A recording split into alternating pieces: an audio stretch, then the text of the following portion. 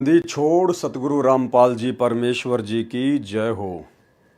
परमपिता परमात्मा, सारी सृष्टि के रचनहार, कुल मालिक, असंख्य ब्रह्मांडों के स्वामी, जगत गुरु, तीनों लोकों में प्रवेश करके सबका भरण पोषण करने वाले, राजाधिराज, आत्माधार, नाथों के नाथ, देवों के देव महादेव, सर्वेश्वर महेश्वर, मृत्युंजय, अजरो अमर, आदि अनादि सनातनी प्रभु, जगत पिता जगदीश्वर, श्री श्री 1008 की उपाधि के वास्तविक अधिकारी, अकाल मूरत शब्द स्वरूपी राम वासुदेव सर्वगतम ब्रह्म, परम पूजे प्रथम पूजे, परम संत, परम पुरुष, परम धनी, परम दयालु, सत्य कबीर, हक्का कबीर, अल्लाहु अकबर, बाखबर, अल्लाह ताला, जगत के तारणहार, जगत के मुक्तिदाता, जगत के जगन्नाथ, हारे के सहारे, हिंदुओं के राम, मुसलमानों के अल्लाह, सिखों के वाहिगुरु, ईसाइयों के मसीह, दया के सागर दया निधि, करुणा के सागर करुणा निधि, स्वयंभू परिभू, संकट मोचन, कष्ट हरण, मंगल करण, दुख भंजन, अविगत कबीर, निर्विकार निर्विषम परमात्मा, अलय अलेख सतगुरु, आदि अनादि सतगुरु, असली मर्यादा पुरुषोत्तम, असली राम, असली कृष्ण, असली घनश्याम, असली मुरारी, राजाओं के राजा, महाराजाओं के महाराजा, शहंशाहों के शहंशाह, सम्राटों के सम्राट, भगवानों के भगवान, अल्लाहों के अल्लाह, मसीहों के मसीह, सच्चे वाहिगुरु, बाबाओं के बाबा, पीरों के पीर, सेठों के सेठ, जगत सेठ, सावड़ सा सेठ, सर्वगुण संपन्न, अनंत कोटि कलाओं के स्वामी, अनंत कोटि ब्रह्मांडों के नायक, योगियों में महायोगी, ध्यानियों में महाध्यानी, सिद्धों में परम सिद्ध, ज्ञानियों में तत्व ज्ञानी, ब्रह्म ज्ञानी, महाज्ञानी, परम ज्ञानी, सर्वश्रेष्ठ ज्ञानी, विज्ञानी, युवा कबीर, समर्थ कबीर, असमवात, अमित ओजा, सच्चे रहनुमा, करीम अल्लाह, सुभान अल्लाह, दुनिया के अंतिम पैगंबर, 8 सितंबर 1951 से गांव धनाना, जिला सोनीपत, हरियाणा, भारतवर्ष की पावन भूमि पे प्रकट रियल कल की भगवान श्री नारायण साकार हरि, श्री बाबा साहेब स्वयंभू संत शिरोमणि सतगुरु रामपाल जी परमेश्वर जी के चरण कमल में साध संगति से देश विदेश से जुड़े हुए हम सभी सत्सेवक भाई बहनों का अनंत कोटि दंडवत प्रणाम।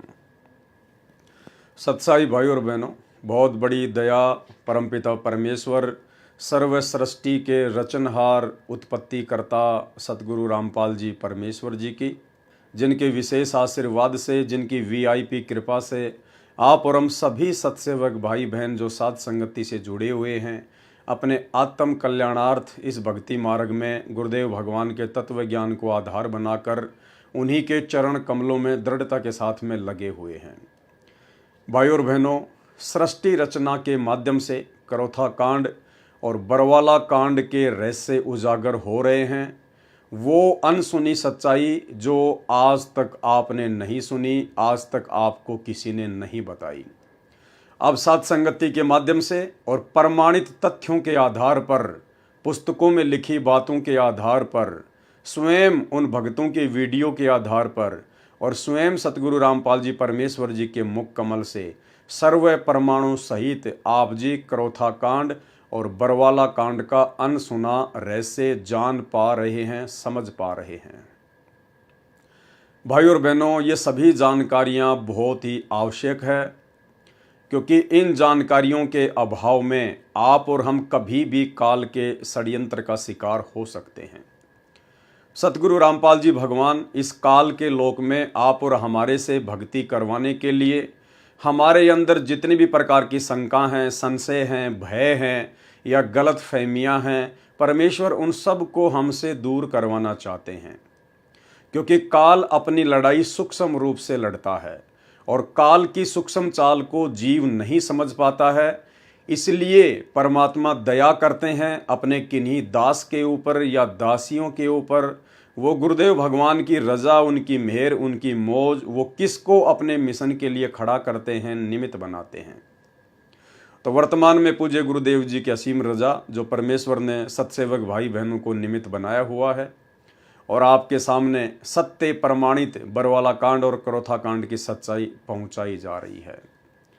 क्योंकि भाई और बहनों, आप और हम दो कोटि के जीव हैं, दो कोटि के प्राणी हैं। आप और हम कभी भी काल के षड्यंत्र में फंसकर भ्रमित हो सकते हैं। इसके लिए परमात्मा कोई भी गुंजाइश अब साध संगतियों के माध्यम से नहीं छोड़ेंगे आने वाले 1000 वर्ष तक जो परमेश्वर का मार्ग निर्बाध रूप से चलने वाला है, उस मार्ग में परमेश्वर की आत्मा किसी भी प्रकार से काल के षड्यंत्र का शिकार ना बन सकें। इसके लिए परमात्मा किसी भी प्रकार की कोई भी कमी ना तो स्वयं रखेंगे और यथासंभव अपने दास दासियों को सेवा देते हुए उनके माध्यम से भी कंप्लीट जानकारी अपनी तमाम आत्माओं तक पहुंचाएंगे। तो भाई और बहनों, आज का बरवाला कांड के ऊपर हमारा ये पार्ट नंबर 2 है। और वैसे यदि देखा जाए जो तमाम वीडियो बन रहे हैं करोथा कांड और बरवाला कांड के ऊपर, उस हिसाब से हमारा ये 8वें नंबर का पार्ट है।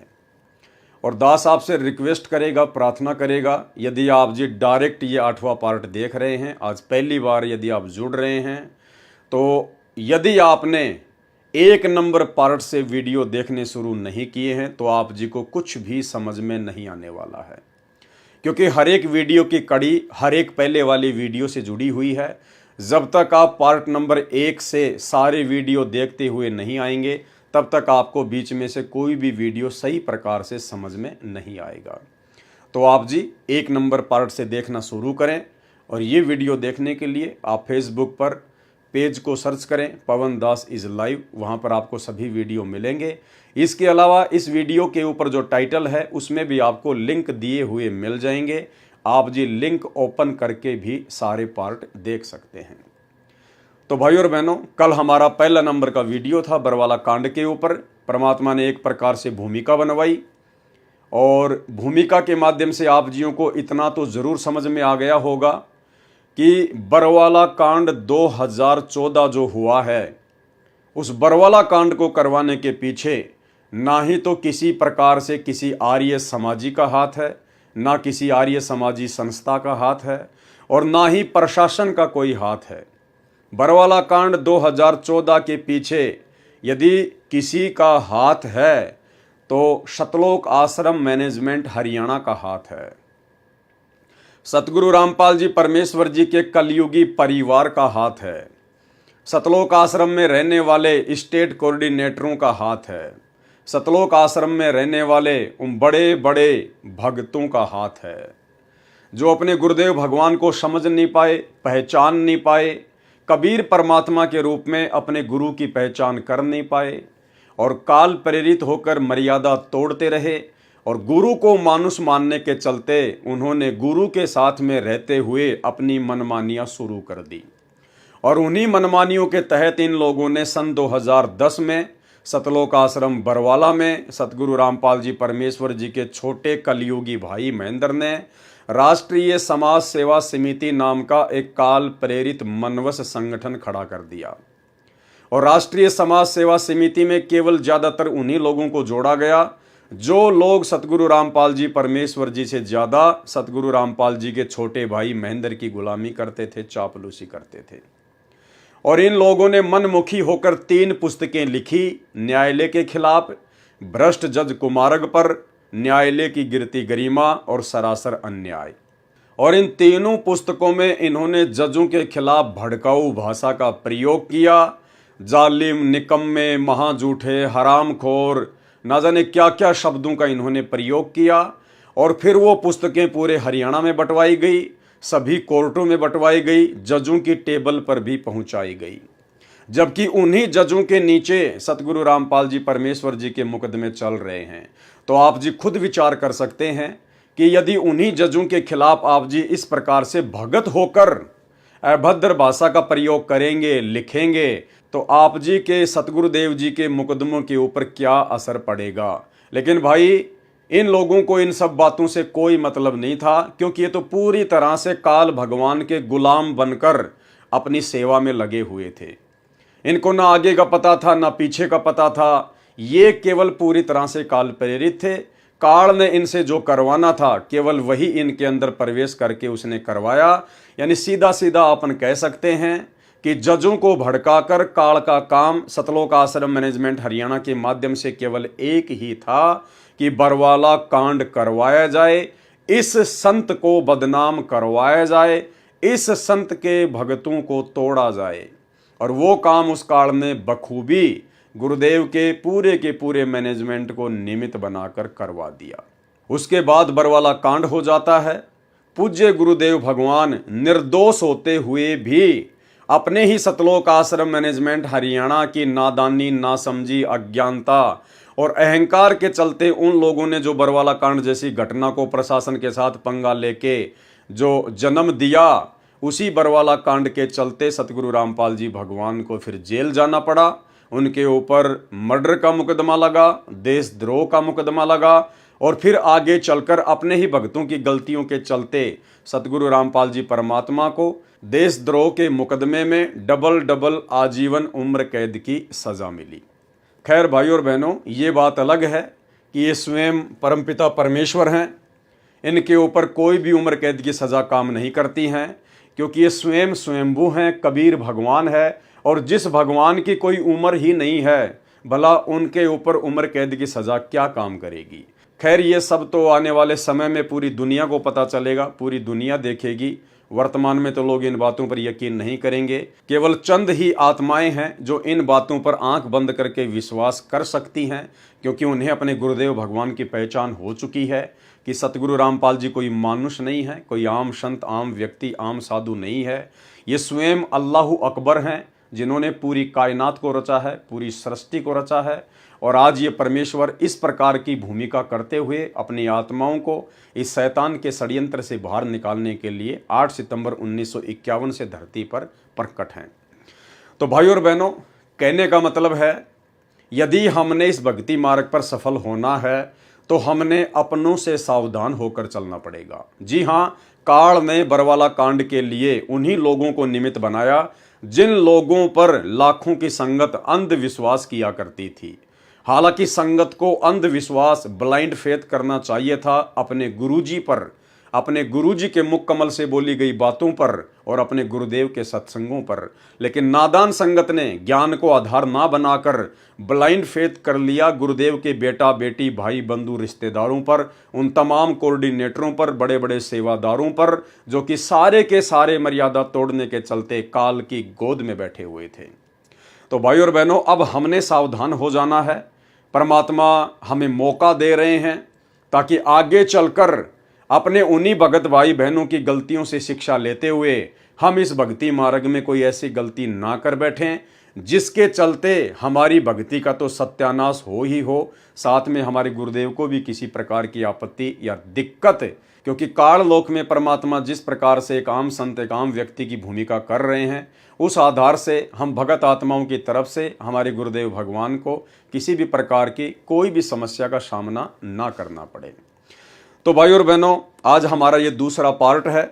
आपने बहुत ही ध्यान से इन चीज़ों को समझना है और दास आपसे फिर से रिक्वेस्ट करेगा, फिर से आपसे प्रार्थना करेगा, यदि आपने 1 नंबर पार्ट से वीडियो देखने शुरू नहीं किए हैं तो आपको ज़रूर देखने चाहिए, अन्यथा आपको 5 नंबर पार्ट तो ज़रूर देखना चाहिए, क्योंकि 5 नंबर पार्ट में गुरुदेव भगवान ने स्वतंत्र कर्मों का जिक्र किया है। और स्वतंत्र कर्मों के तहत जब ये काल ये मनुष्य शरीर प्रदान करता है स्त्री या पुरुष का, तो ये 75% पाप कर्म और पुण्य कर्म मिलाकर जीव का प्रारब्ध बना देता है। यानी जो 75% पाप और पुण्य कर्म मिलाकर ये जो हमारा भाग्य बनाता है, हमारी जो ये किस्मत बनाता है, जो हमें भोगना ही भोगना होता है। अगर दुख है तो दुख भोगने पड़ेंगे, सुख है तो सुख भोगने पड़ेंगे। 75% कर्मों के हम लोग अधीन होते हैं, परतंत्र होते हैं, क्योंकि काल हमारे संचित कर्मों से रेशियो निकालकर पाप और पुण्य का 75% हमारा भाग्य निर्धारित करता है। उसमें परम संत के अलावा कोई भी पृथ्वी पर चेंज नहीं कर सकता है। इसके अलावा 25% ये हमें छूट देता है स्वतंत्र कर्मों के माध्यम से, कि 25% मैं आपको छूट दे रहा हूं। आप मनुष्य योनि में हैं, अन्य योनियों से सर्वश्रेष्ठ हैं, और ये जो मनुष्य योनि है ये एक कर्म योनि है, यानी हम इसमें कर्म बना भी सकते हैं और बिगाड़ भी सकते हैं। और ये कर्म बनाना और बिगाड़ना उन 25% स्वतंत्र कर्मों के ऊपर निर्भर करता है। तो स्वतंत्र कर्मों के तहत आप और हम भगत भाइयों बहनों ने कितना सजग होना है, कितना सावधान होकर चलना है।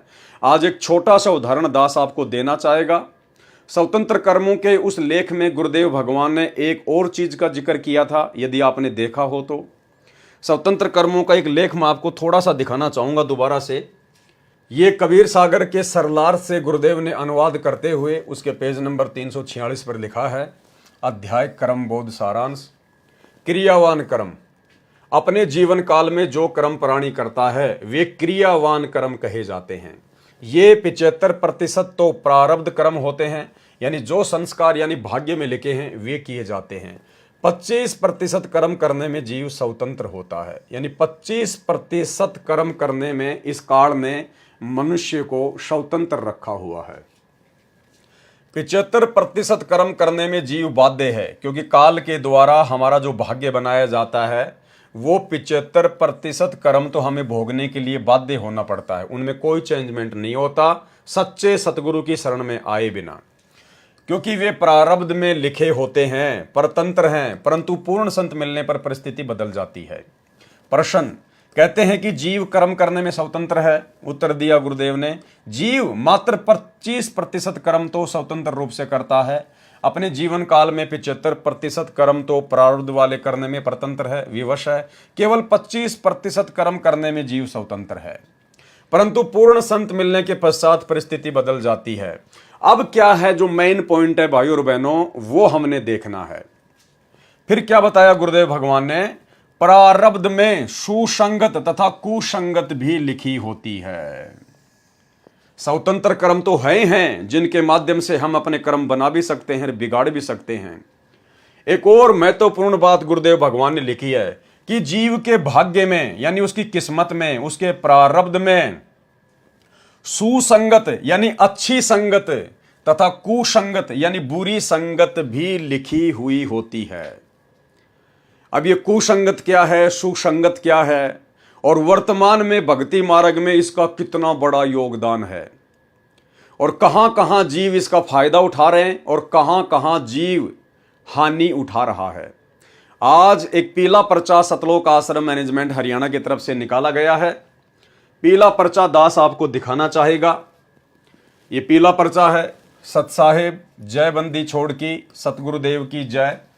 दिनांक 29 सितंबर 2024, समय 8:20।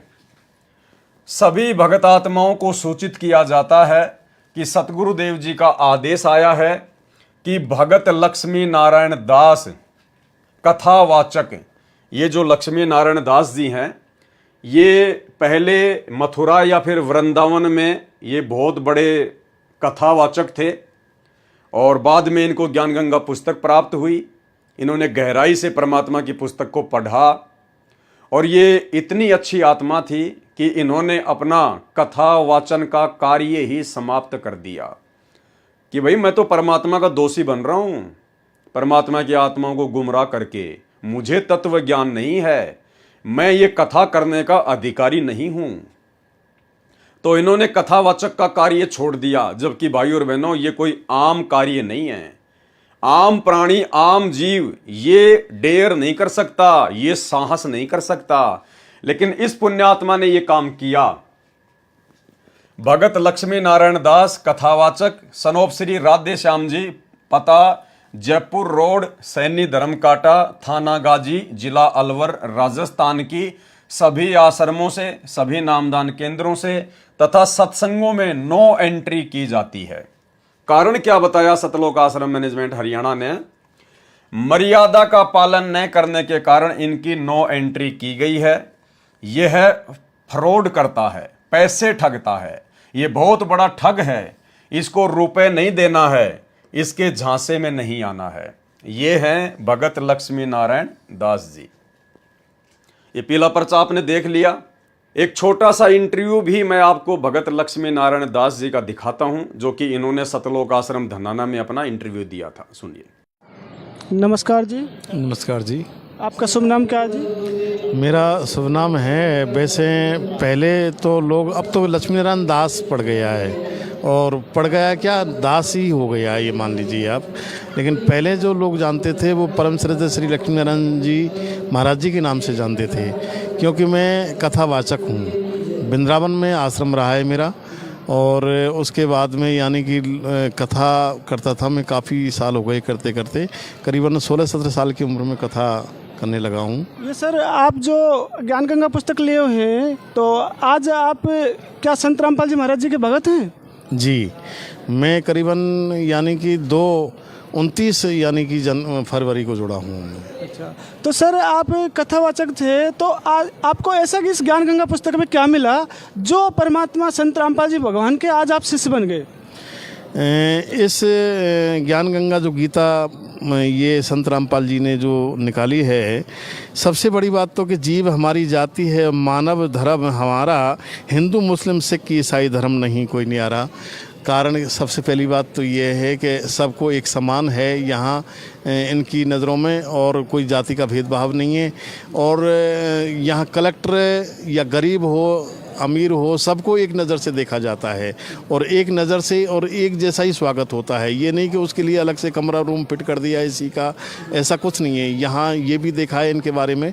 और दूसरी बात ये है कि जो ज्ञान गंगा गीता जो थी ये मेरे सामने आई, क्योंकि मैं मंडावर जा रहा था मेहंदीपुर बालाजी के लिए, तो वहाँ कुछ भगत जगत हमें मिले, तो सभी ने हमारा स्वागत किया। तो वहाँ जैसे ही कुछ 2 संत आ रहे थे, वो भगत आ रहे थे संत रामपाल जी के, उन्होंने सत साहब बोला, तो हमने सत साहब जब सुना तो हम समझ गए कि ये तो संत रामपाल जी के शिष्य हैं, तो ये मगजमारी मारेंगे, ये कहाँ से आ गए। लेकिन वो तो सेल्फ स्टार्ट, इनके शिष्य तो सेल्फ स्टार्ट है एकदम, फिर बोलना चालू कर दिया। फिर इन्होंने जानकारी करी, शांत गीता लेके आए थे, गीता प्रेस वाली गोरखपुर वाली, उस गीता के बारे में यानी कि बताया, ब्रज के बारे में यानी कि लिखा था आना, और संत रामपाल जी की जो पुस्तकों में और गीता में पढ़ा तो उसमें लिखा है जाना। तो हम बस वहीं हमारा दिमाग ठनक गया कि बताओ, हम तो चक्कर में पड़ रहे थे कि मात्र भगवान श्री कृष्ण ने कोई सर्वेश्वर मान बैठे अपने आप में कि यही हैं, और फिर इसके ब्रह्मा विष्णु महेश और फिर आदि शक्ति यानी दुर्गा निरंजन तक सीमित थे। इससे आगे तो और भी है। तो सर आपने ज्ञान गंगा पुस्तक से और भगवान कौन कौन है इसके बारे में क्या जाना? यहाँ भाई कुल मिला के यही है कि कबीर जी जो हैं, ये हम पहले तो कवि समझते थे और मतलब यानी कि बहुत तीव्र बुद्धि वाले, और मानते थे इसको, क्योंकि हम छोटे छोटे थे तो ऐसी वाणी बोलिए। तो भाई और बहनों, आपने पीला पर्चा पढ़ लिया और भगत लक्ष्मी नारायण दास जी का इंटरव्यू भी देख लिया।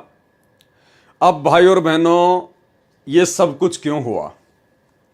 इतना सब कुछ इनके समझ में आने के बावजूद इन्होंने ऐसे कर्म करने प्रारंभ क्यों किए? हालांकि मुझे नहीं पता कि ये वास्तव में पैसे ठग रहे हैं या नहीं ठग रहे हैं, मेरे पास में इस बात का कोई प्रमाण नहीं है। लेकिन सतलोक आश्रम मैनेजमेंट हरियाणा ने ये पीला पर्चा निकाला है। वो अपनी तरफ से कह रहे हैं ये बात कि ये व्यक्ति लोगों से पैसे ठगने लग गया, भक्तों से, ये बहुत बड़ा ठग है, ये फ्रॉड करता है। तो ये सतलोक आश्रम मैनेजमेंट हरियाणा की स्टेटमेंट है, उनका कहना है।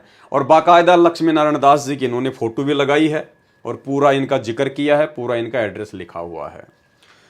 भाई और बहनों, इतनी अच्छी आत्मा जो अपने हजारों चेलों को छोड़कर सतगुरु रामपाल जी भगवान के हिसार जेल में रहते सहते उनके ज्ञान को आधार बनाकर उनका चेला बन जाए, ये कोई सामान्य आत्मा नहीं हो सकती है। और सतगुरुदेव भगवान से जुड़ने के बाद, इन आश्रमों से नाम उपदेश लेने के बाद और काफी समय तक सतलोक आश्रम मैनेजमेंट हरियाणा की संगति करने के बाद भी इस आत्मा ने आखिर ऐसी गलती क्यों की? क्यों इस आत्मा की सभी आश्रमों से नो एंट्री की गई? भाई और बहनों, कारण है प्रारब्ध कर्मों में लिखी हुई सुसंगत और कुसंगत। क्या कहा गुरुदेव भगवान ने? प्रारब्ध में यानी भाग्य में सुसंगत तथा कुसंगत भी लिखी होती है। यह परमात्मा की विशेष आत्मा थी, पुण्य आत्मा थी। ज्ञान समझ के गुरुदेव भगवान से तो जुड़ गई अपने आत्म कल्याण के लिए, लेकिन भाई और बहनों, इस आत्मा के भाग्य में कुसंगत लिखी हुई थी। इसके प्रारब्ध में सुसंगत यानी साध संगति से जुड़ना हुआ नहीं लिखा था। सतगुरु से जुड़ने के बाद भी इसके भाग्य में सतलोक आश्रम मैनेजमेंट हरियाणा की कुसंगत लिखी हुई थी, और वो कुसंगत इसको सतगुरु की भक्ति से आज नीचे गिरा देती है। यानी इतना बड़ा रोल भक्ति मार्ग में सुसंगत और कुसंगत का। सतगुरु से नाम उपदेश लेने के बाद में यदि इस आत्मा को साध संगतियों का पता चल जाता और यदि यह आत्मा साध संगति से जुड़ जाती तो ये परमात्मा की एक नंबर की आत्मा होती, आज अपनी भक्ति बहुत अच्छी से कर रही होती। लेकिन इसके भाग्य में साध संगति नहीं थी, सुसंगत नहीं थी, इनके प्रारब्ध में कुसंगत लिखी हुई थी और कुसंगत इन्होंने सतलोक आश्रम मैनेजमेंट हरियाणा की, जिसके चलते आज इनको परमात्मा से, इस अनमोल वस्तु से दूर होना पड़ रहा है। भाई और बहनों, कितना बड़ा रोल है सुसंगत और कुसंगत का। शुक्र मनाओ सतगुरु रामपाल जी भगवान का कि आप जियों को सुसंगत प्राप्त हुई। भले आपने उपदेश ले लिया था, बाद में आपने साध संगति के वीडियो देखे, भले आपने संकल्प लिया और साध संगति से जुड़ गए, आपके प्रारब्ध में सतगुरु रामपाल जी भगवान ने पहले से सुसंगत लिखी हुई है, सुसंगत। और इसी सुसंगत से जुड़ने के कारण, साध संगति से जुड़ने के कारण आप जी आज भक्ति मार्ग में किस कदर दृढ़ होकर मर्यादाओं का ध्यान रखकर भक्ति कर रहे हैं। और ये आत्मा इतना बड़ा त्याग करके भी, हजारों अपने शिष्यों को छोड़कर भी कथा वाचन का कार्य करते थे, लाखों रुपया महीने का कमाते थे। उसके बाद इनके पास में कोई काम धंधा नहीं था, फिर भी इन्होंने हिम्मत की, परमात्मा पे विश्वास किया और परमेश्वर पर विश्वास करके इन्होंने नाम उपदेश लिया। लेकिन इनके भाग्य में कुसंगत लिखी हुई थी सतलोक आश्रम मैनेजमेंट हरियाणा की। ये बार बार आश्रमों में जाया करते थे, लेकिन इनको आश्रमों में वो वस्तु प्राप्त नहीं हुई जो वस्तु केवल साध संगतियों में है। ना इनकी शंकाओं का समाधान हुआ, क्योंकि मन में बहुत सारे प्रश्न, बहुत सारे सवाल खड़े होते हैं जब हम गुरुदेव भगवान के सत्संग सुनना शुरू करते हैं। उपदेश तो इन्होंने ले लिया गुरुदेव का ज्ञान सुनकर, ज्ञान सुनने के बाद में आत्मा एकदम से फड़कती है, जिसके पिछले पुण्य अच्छे होते हैं, जिसके संस्कार अच्छे होते हैं। तो नाम तो इसने जल्दबाजी में ले लिया, जोश जोश में ले लिया थोड़ा बहुत ज्ञान सुन के, लेकिन उसके बाद में जब ये काल मन में शंकाएं पैदा करता है, सत्संग सुनते जाओगे मन में शंकाएं पैदा होती जाएंगी, ऐसा क्यों, ऐसा क्यों, ये क्यों, वो क्यों। उन सब बातों का जवाब इस भाई को सतलोक आश्रम मैनेजमेंट हरियाणा में नहीं मिला, क्योंकि वहां कोई ज्ञान चर्चा नहीं होती, उन आश्रमों में कोई ज्ञान चर्चा नहीं होती, कोई साध संगति नहीं होती, कोई शंका समाधान नहीं होता। और इसने देखा कि यार ये हो क्या रहा है, संत रामपाल जी का ज्ञान तो कुछ कह रहा है और इन आश्रमों में ये लोग क्या कर रहे हैं, संत रामपाल जी का परिवार क्या कर रहा है। और इन्होंने फिर विचार किया ठंडे दिमाग से कि यार जो काम लोगों को भगवान की आड़ में ठगने का मैं किया करता था, अरे वही का वही काम तो गुरुजी का परिवार भगवान की आड़ में, अपने गुरुजी की आड़ में, ज्योति और पाठ के नाम पर, दान के नाम पर, जमीन के नाम पर गुरुजी का परिवार संगत से कर रहा है। फिर मेरे इसमें अंतर क्या था। तो इसने सोचा कि मैंने कथा वचन का काम क्यों छोड़ा। भाई मैं भी तो दुनिया को भगवान के नाम पे ठग रहा था और संत रामपाल जी का परिवार भी दुनिया को भगवान के नाम पे ठग रहा है, ज्योति और पाठ के नाम पे ठग रहा है, दान धर्म के नाम पे ठग रहा है, जबकि हम दोनों तो बराबर के हैं। संत रामपाल जी का परिवार भी उनका भगत है और इन्होंने सोचा कि मैं भी संत रामपाल जी का भगत हूं, तो हम तो आपस में भगत भाई हो गए। तो जब ये भगत भाई गुरुजी के आदेश की आड़ में ठग सकते हैं, गुरुजी के नाम की आड़ में अपने ही भाइयों को ठग सकते हैं, तो मैं क्यों नहीं कर सकता ये शुभ काम। ये तो मैं पहले ना कर रहा था, मुझे वो काम छोड़ना नहीं चाहिए था। तो शायद इन्होंने वो काम फिर से शुरू कर दिया कुसंगत के कारण। तो आप जी समझ सकते हैं भाई और बहनों, परमात्मा का एक एक शब्द कितना इंपॉर्टेंट है। जो गुरुदेव ने, जो स्वतंत्र कर्म हैं, जो कर्म बोध हैं, उसके अंदर जो लिखा है कि प्रारब्ध में सुसंगत तथा कुसंगत का भी असर पड़ता है। प्रारब्ध में सुसंगत तथा कुसंगत भी लिखी होती है। तो इस भाई के भाग्य में सतगुरु की शरण में आना तो लिखा ही लिखा था, साथ में सतलोक आश्रम मैनेजमेंट हरियाणा की काल एजेंटों की कुसंगत भी लिखी हुई थी। और इसी कुसंगत के चलते आज ये परमात्मा से दूर हो चुका है।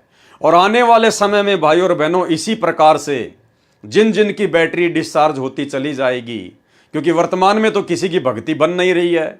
सतलोक आश्रम मैनेजमेंट हरियाणा के साथ में जितने भी लोग जुड़े हैं, चाहे लाखों चाहे करोड़ों, उनकी केवल बैटरी चल रही है, उनके पुण्य चल रहे हैं, उनकी वर्तमान भक्ति नहीं चल रही है, वर्तमान में गुरुदेव का आशीर्वाद उनके साथ में नहीं है, क्योंकि उन आत्माओं से तो इतने भक्ति विरुद्ध कुकर्म करवा दिए गए हैं सतलोक आश्रम मैनेजमेंट हरियाणा के द्वारा।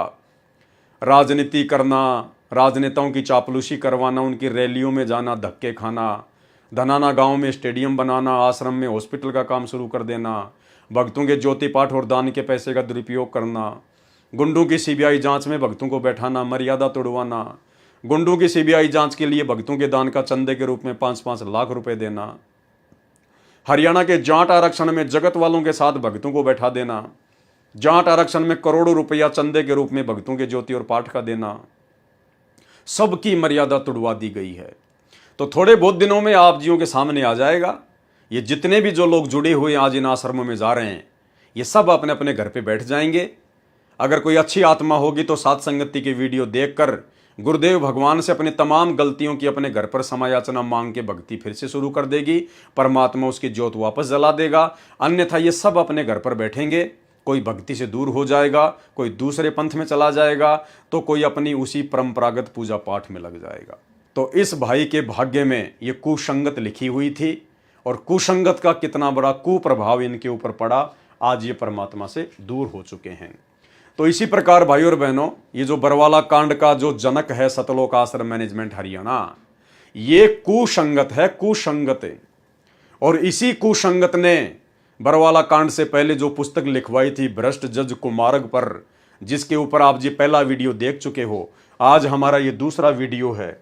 और इन्होंने क्या क्या कुकर्म किए, ये पुस्तक भ्रष्ट जज कुमारग पर लिखकर राष्ट्रीय समाज सेवा समिति के सर्व सदस्य, ये समिति पूर्ण रूप से धार्मिक तथा गैर राजनीतिक है। ये समिति कितनी गैर राजनीतिक है, ये मैंने आपको कल के वीडियो में अच्छे से उदाहरण देकर बता दिया, समझा दिया है। अब हम इस पुस्तक पर आगे बढ़ेंगे और देखेंगे कि और क्या क्या गलतियां सतलोक आश्रम मैनेजमेंट हरियाणा ने गुरुदेव भगवान के आश्रम में रहते सहते की, क्या क्या इन्होंने मनमानियां की। तो कल के वीडियो में आपने यहां तक पढ़ लिया था, देख लिया था कि किस प्रकार से हरियाणा का पूर्व मुख्यमंत्री भूपेंद्र सिंह हुड्डा, उसने अपनी कुर्सी को बचाए रखने के लिए और किस प्रकार से धोखा किया, फ्रॉडबाजी की। और सतलोक आश्रम मैनेजमेंट हरियाणा फिर 2019 में उसी भूपेंद्र सिंह हुड्डा को दोबारा से मुख्यमंत्री बनाने के लिए गुरुदेव भगवान के नाम की आड़ में पीले पर्चे निकाल के संगत की मर्यादा तोड़वाता है, हरियाणा की संगत से भूपेंद्र सिंह हुड्डा को वोट डलवाता है, उसका समर्थन करवाता है। जब इस कंस भूपेंद्र सिंह हुड्डा की कोई दाढ़ नहीं गली, पृथ्वी छोटी हो गई, उस समय उसी महापुरुष के चरणों में अर्ज लगाई, जिसके साथ सन 2006 से ही दुश्मन जैसा बर्ताव करता आ रहा था। खुद लिख रहे हैं राष्ट्रीय समाज सेवा समिति वाले, सतलोक आश्रम मैनेजमेंट हरियाणा वाले, भ्रष्ट जज कुमारग नामक इस पुस्तक में कि भूपेंद्र सिंह हुड्डा ने संत रामपाल जी के साथ में दुश्मन जैसा बर्ताव किया था। अरे तो भैया, उसी दुश्मन को तूने 2019 में वोट क्यों डलवाए?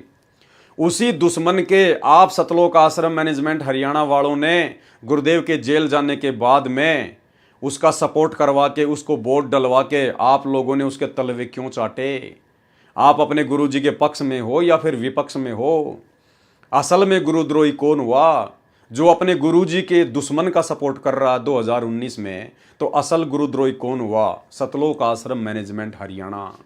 ये इन्हीं के हाथों से लिखी हुई पुस्तक है भाई और बहनों, दास केवल आपको पढ़ के दिखा रहा है। उस समय इस व्यक्ति ने जीभ निकाल रखी थी, मध्यस्थता करने वाले पूर्व केंद्रीय मंत्री जयप्रकाश के माध्यम से कहा कि मेरी सर्व गलतियां माफ करें, मैं भ्रमित था, आज मेरी आंखें खुल गई हैं, मुझे भले बुरी की पहचान हो गई है। ये तो राजनेताओं के डायलॉग होते हैं, झूठ पे झूठ बोलना, ये तो उनके डायलॉग होते हैं। आज तक जितने भी मुकदमे बनाए हैं सभी वापस लेकर समाप्त कर दूंगा, मेरी रक्षा करें।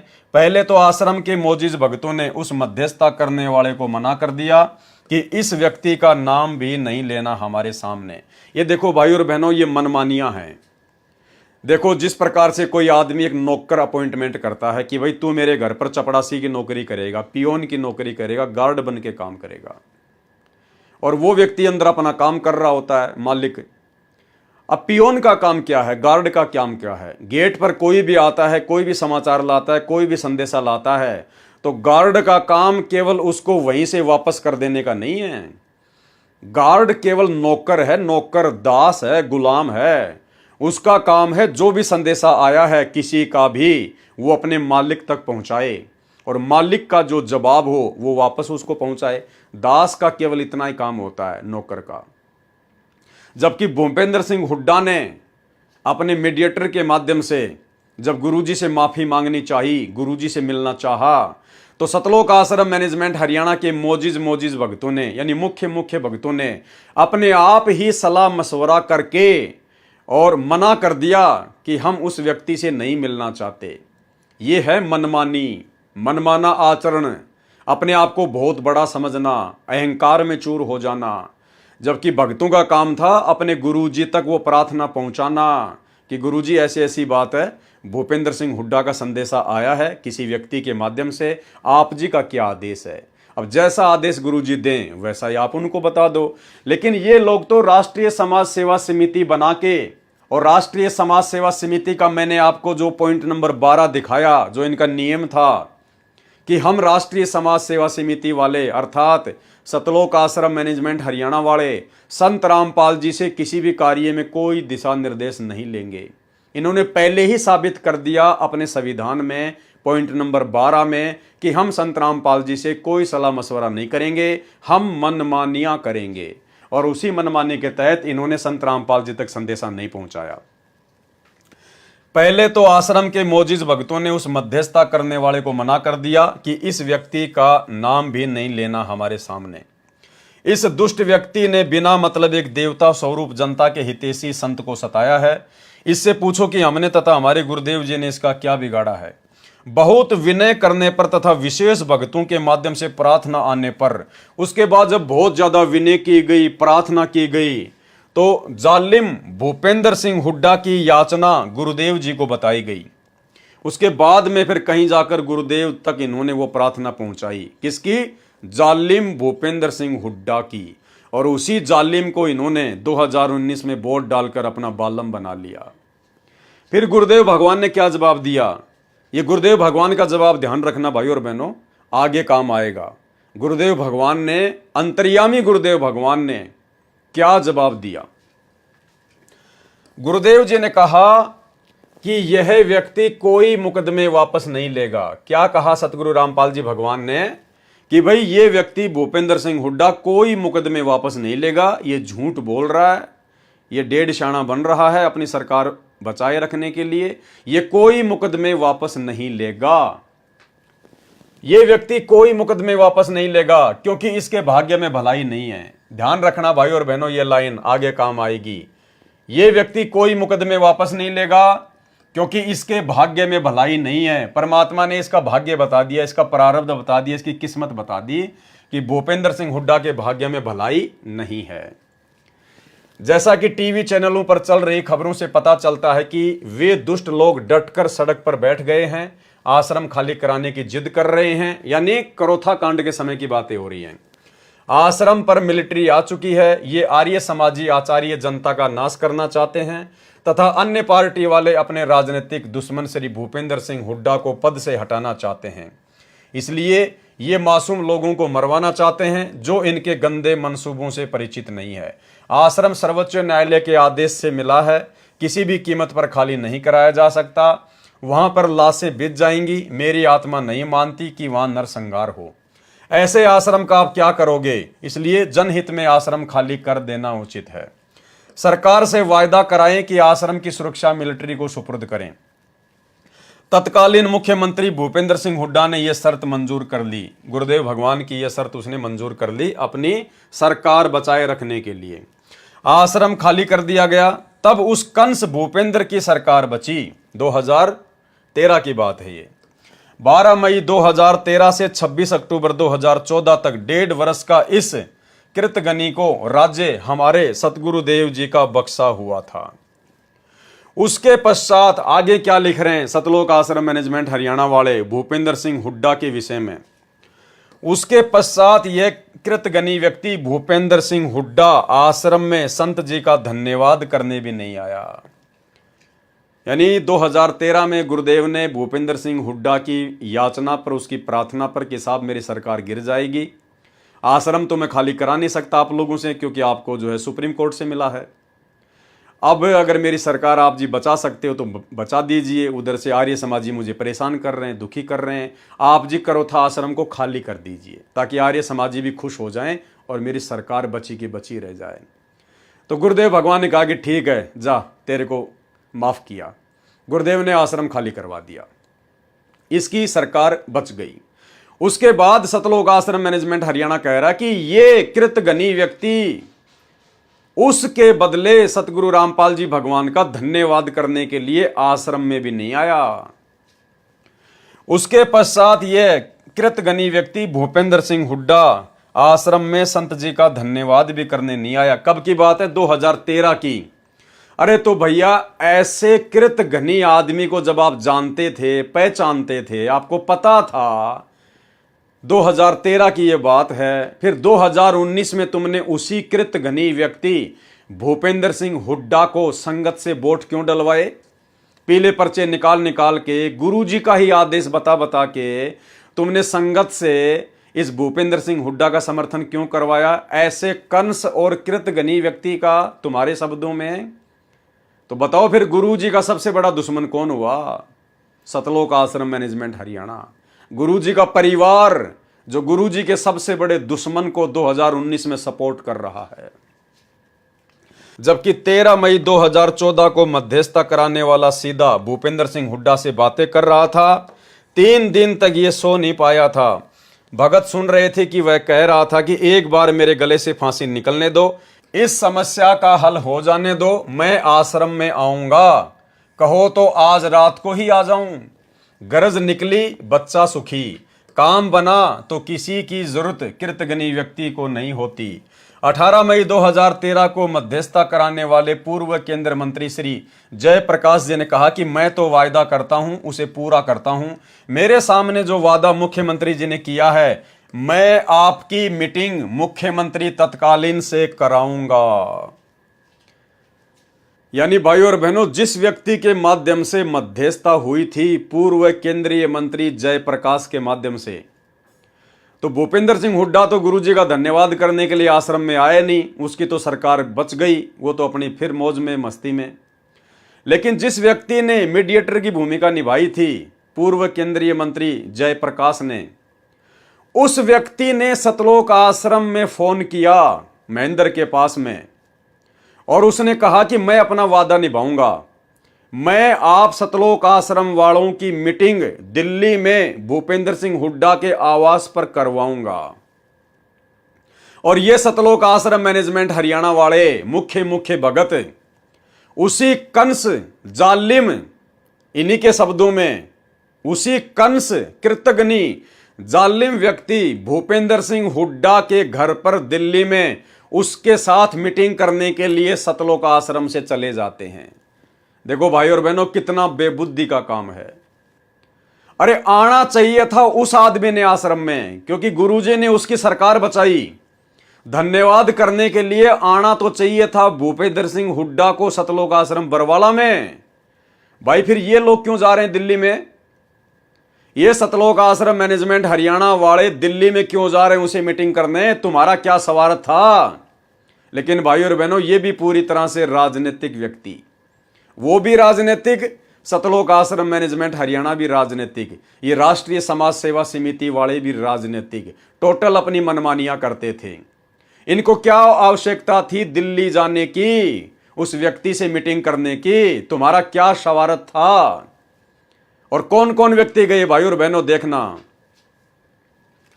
मैं आपकी मीटिंग मुख्यमंत्री तत्कालीन से कराऊंगा। श्री भूपेंद्र सिंह हुड्डा जी से 18 मई 2013 को उसके दिल्ली निवास पर आश्रम के 1 नंबर भगत कौन? भगत महेंद्र दास जी, यानी सतगुरु रामपाल जी का छोटा कलयुगी भाई, गुरुजी के भाई। 2 नंबर भगत बलजीत दास जी, ट्रस्ट के महासचिव। 3 नंबर भगत राज कपूर जी को साथ लेकर श्री भूपेंद्र जी तत्कालीन मुख्यमंत्री जी से मिले। साथ में श्री महेंद्र सिंह चोपड़ा मुख्यमंत्री का पीए। कुल 6 व्यक्तियों के बीच में मीटिंग हुई। क्या आवश्यकता थी भाई इन लोगों को दिल्ली जाने की? अरे तुम भगत हो, तुम्हारे को भक्ति से मतलब है, या तुम राजनेता हो, तुम्हारे को राजनीति से मतलब है। उस भूपेंद्र सिंह हुड्डा को आना चाहिए था सतलोक आश्रम में गुरुजी का धन्यवाद करने के लिए, लेकिन उल्टा ये लोग जा रहे हैं दिल्ली में उसे मीटिंग करने के लिए। क्यों भाई? ये है भाई और बहनों बेबुद्धि के काम। भक्ति छोड़कर राजनीति में पड़ना, ये होती है काल प्रेरणा। इसको कहते हैं मनमाना आचरण।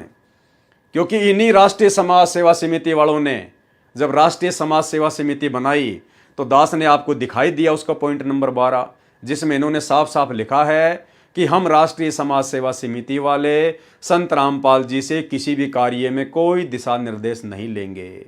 और 2013 की ये बात है, और 2014 में फिर बरवाला कांड हो जाता है। इसने अपना वायदा दोहराया कि मैं आपके सभी मुकदमे समाप्त कर दूंगा, परंतु झूठा तथा कर्महीन व्यक्ति कभी अच्छा कार्य नहीं कर सकता। ये पॉइंट ध्यान है ना भाई और बहनों आपको। जब ये लोग दिल्ली गए मीटिंग करने आश्रम वाले, तो भूपेंद्र सिंह हुड्डा ने कहा कि मैं वायदा करता हूं कि आपके सभी मुकदमे हटा दूंगा, लेकिन उसके बाद भी उसने कोई मुकदमे नहीं हटाए। उसके बाद ये सतलोक आश्रम वाले क्या लिख रहे हैं? परंतु झूठा तथा कर्महीन व्यक्ति कभी अच्छा कार्य नहीं कर सकता। झूठा तथा कर्महीन व्यक्ति कभी भी अच्छा कार्य नहीं कर सकता। अरे ये बात तो तुम्हारे को गुरुजी ने पहले ही बोल दिया था।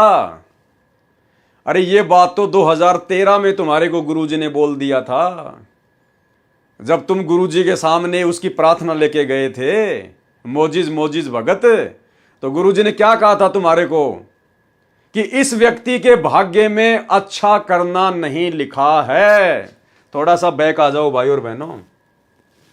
ये व्यक्ति कोई मुकदमे वापस नहीं लेगा। ये बात गुरुजी ने पहले ही सतलोक आश्रम बरवाड़ा में इन राष्ट्रीय समाज सेवा समिति वालों को बोल दी थी कि ये व्यक्ति भूपेंद्र सिंह हुड्डा कोई मुकदमे वापस नहीं लेगा, क्योंकि इसके भाग्य में भलाई नहीं है।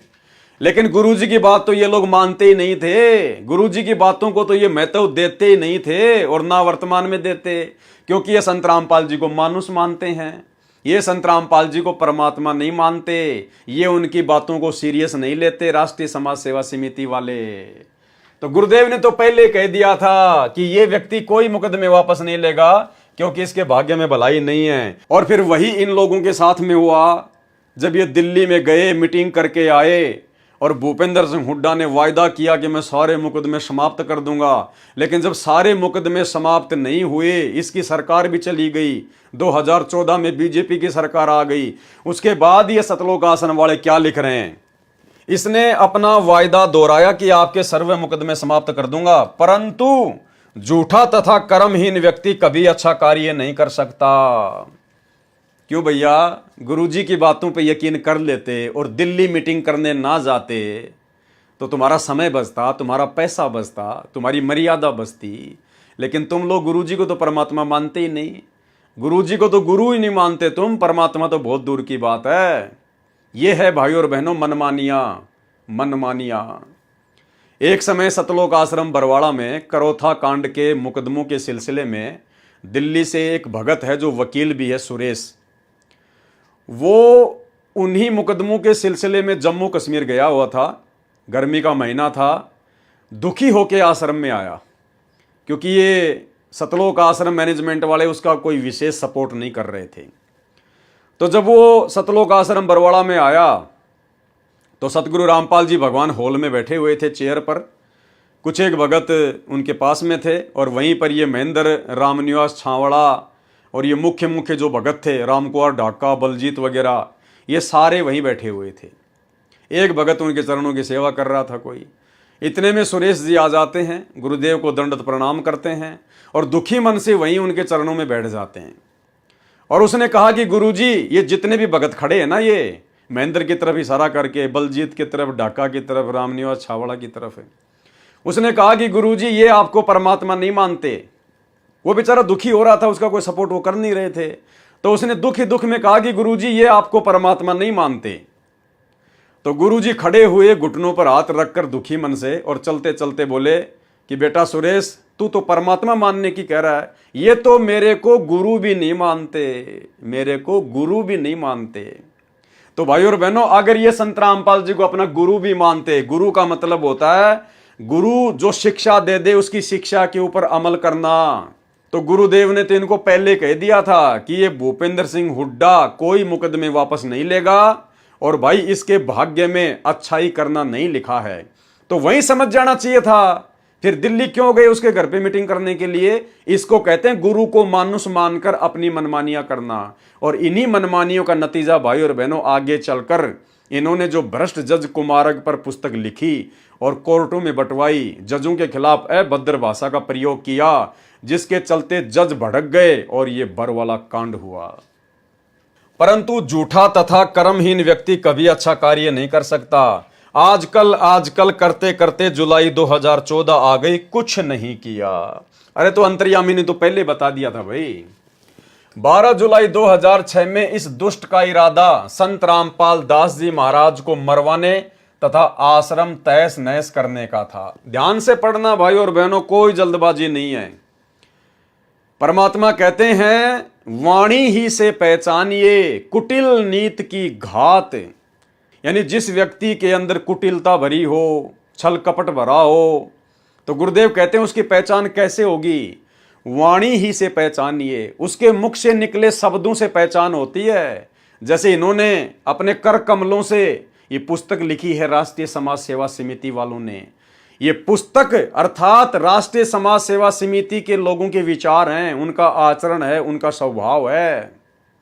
तो गुरुदेव कहते हैं, वाणी ही से पहचानिए कुटिल नीत की घात, अंदर की करनी की निकले मुंह से बात। तो इनके अज्ञान और इनके पाखंड की पोल ये खुद अपने कर कमलों से लिखी गई पुस्तकों में खोल रहे हैं। क्या लिख रहे हैं ये लोग? ध्यान से पढ़िए। इस दुष्ट का इरादा कब? 12 जुलाई 2006 में। कौन दुष्ट? भूपेंद्र सिंह हुड्डा। 12 जुलाई 2006 में इस दुष्ट का इरादा संत रामपाल दास जी महाराज को मरवाने तथा आश्रम को तहस नहस करने का था। यानी अच्छी प्रकार से सतलोक आश्रम मैनेजमेंट हरियाणा जानता था, अच्छी प्रकार से गुरुजी के बेटा बेटी भाई बंधु रिश्तेदार ये कोऑर्डिनेटर जानते थे कि भूपेंद्र सिंह हुड्डा 2006 में संत रामपाल जी को जान से मरवाना चाहता था। उसके बावजूद भी इन लोगों ने गुरुजी के जेल जाने के बाद 2019 में उसी भूपेंद्र सिंह हुड्डा को अपना दामाद बना लिया।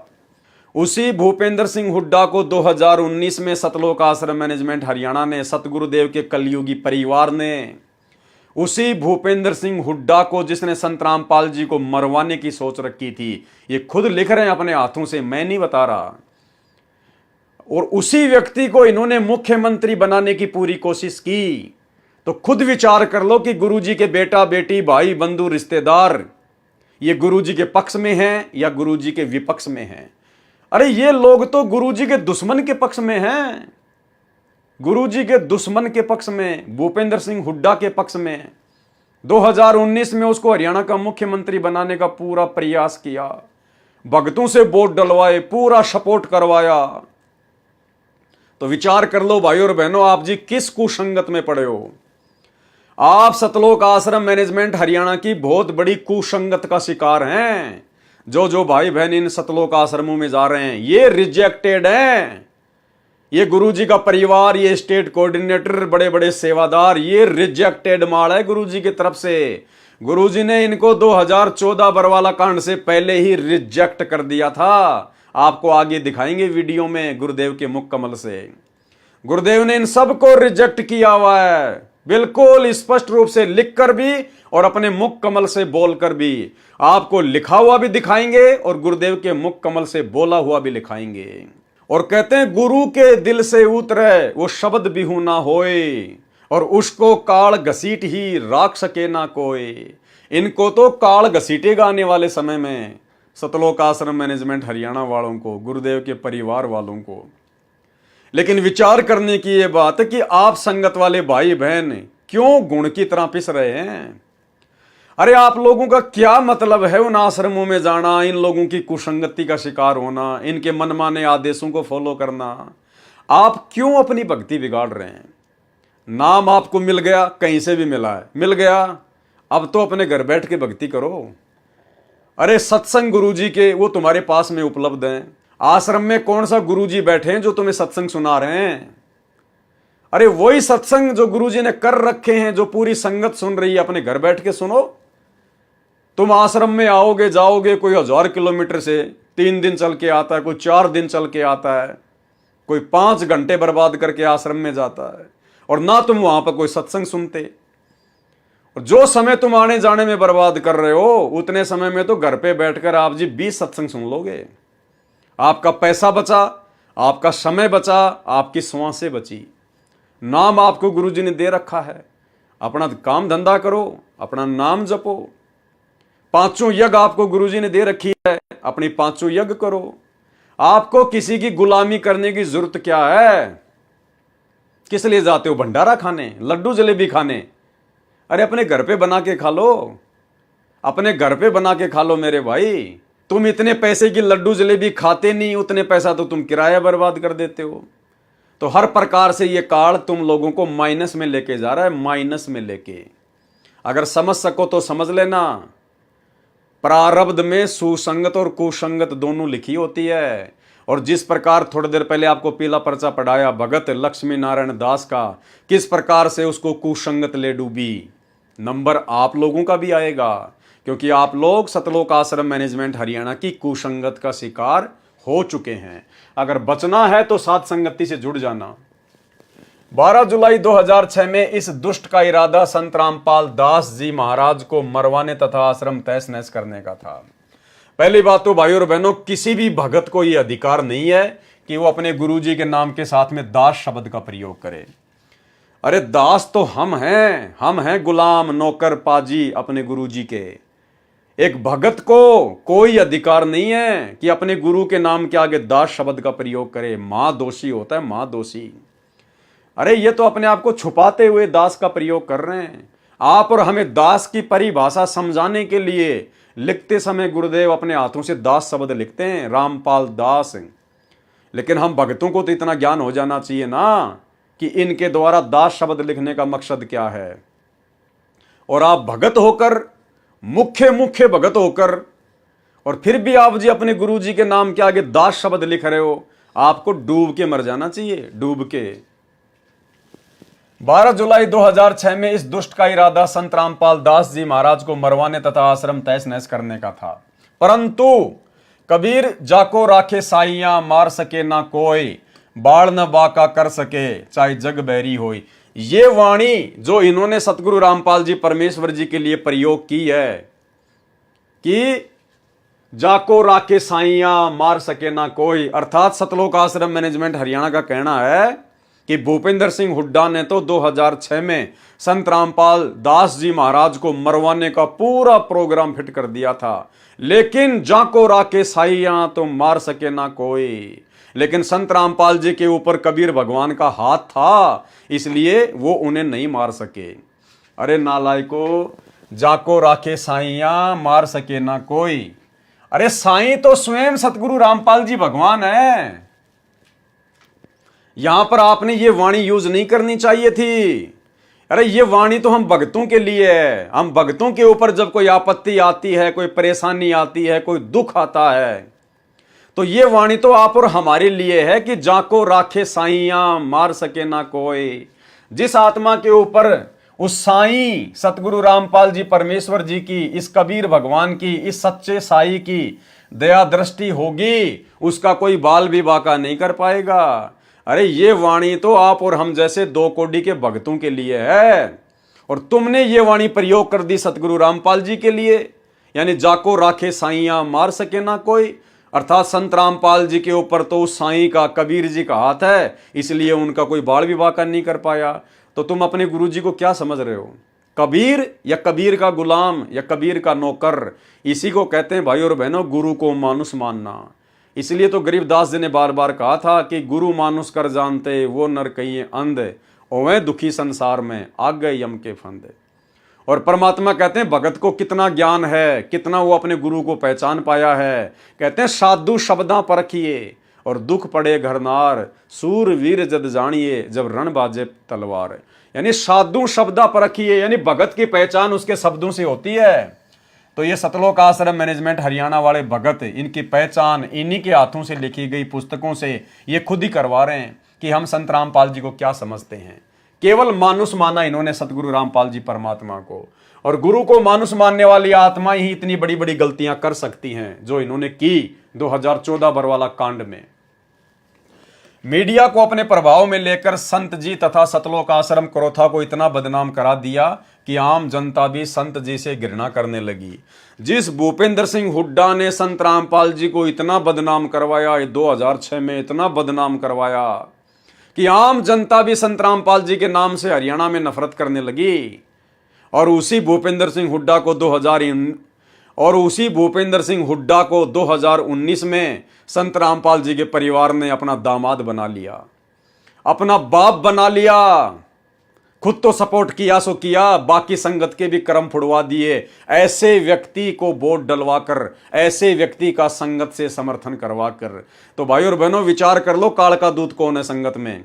संत रामपाल जी के ये सतलोक आश्रम मैनेजमेंट हरियाणा वाले, उनके परिवार वाले दुश्मन है या उनके मित्र हैं? सबसे बड़ा गुरुद्रोही कौन है? संत जी तथा सतलोक आश्रम करोथा को इतना बदनाम करा दिया कि आम जनता भी संत जी से घृणा करने लगी। परंतु सत्य को कुछ दिन दबाया जा सकता है, मिटाया नहीं जा सकता। ठीक इसी प्रकार तुम्हारी बकवाद आज पूरी संगत के सामने उजागर हो रही है। तुम्हारे ही हाथों से लिखी गई ये पुस्तक भ्रष्ट जज कुमारक पर आज तुम्हारे विचार, तुम्हारे इरादे, तुम्हारा अज्ञान, तुम्हारी घटिया सोच कि तुम गुरु जी को क्या मानते थे, आज भी क्या मान रहे हो, तुम्हारे हाथों से लिखी गई पुस्तकों से सबके सामने आ रही है। परंतु सत्य को कुछ दिन दबाया जा सकता है, मिटाया नहीं जा सकता। आज 28 अक्टूबर 2014 तक भूपेंद्र सिंह हुड्डा जमीन से नीचे गड्ढे में गिरा है। राज रहित है। संत रामपाल जी तथा उनका सत्य ज्ञान आज शिखर में है। प्रतिमा 25,000 अनुयायी बन रहे हैं। झूठे मुकदमे झूठे ही होते हैं। भूपेंद्र सिंह हुड्डा तत्कालीन मुख्यमंत्री ने वकीलों से कहा कि जल्दी जल्दी सजा कर दो। बताओ, इनको यहां तक भी पता है कि संत रामपाल जी को जल्दी जल्दी सजा करने के लिए जजों पर दबाव किसने डाला? भूपेंद्र सिंह हुड्डा ने। और ऐसे व्यक्ति को इन्होंने 2019 में वोट डाल के अपना बाप बना लिया। तो सोचिए, ये आश्रम वाले आपके गुरुजी के साथ में हैं या आपके गुरुजी के विरुद्ध हैं? इसको कहते हैं कुसंगत।